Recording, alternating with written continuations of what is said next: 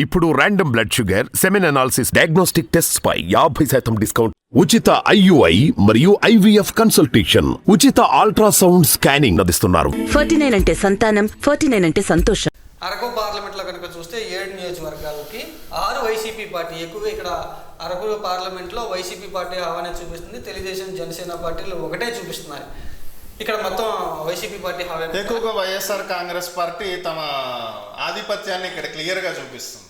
So ఇక్కడ 100% సంక్షేమ పథకాలు బాగా వర్కౌట్ అయినాయి అని అనుకోవచ్చు ఈ ఏరియాలో, క్లియర్ కట్గా చెప్పాలంటే.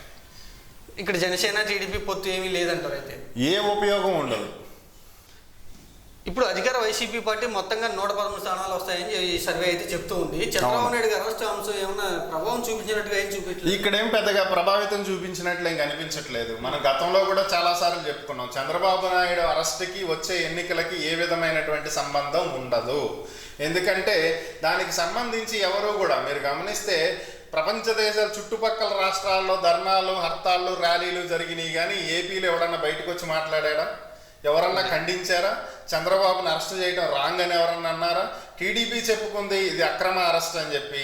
ఎవరన్నా ఒకళ్ళు బయటకు వచ్చి ఇది అక్రమ అరెస్ట్ అని మాట్లాడిన సందర్భాలు మీరు గమనించారా? పోనీ లేదు కదా. సో ఇక్కడ ఎవరు కూడా దాన్ని ఎవరు ఒక అరెస్ట్లా చూడట్లేదు, దాన్ని ఎవరు పట్టించుకోవట్లేదు. అసలు పట్టించుకుని దాని సివియారిటీ ఉంటే అది అప్పుడు ఎన్నికల ఫలితాల్లో కనిపిస్తుంది. ఇప్పటికైతే అటువంటి దాఖలాలు ఏం లేవు.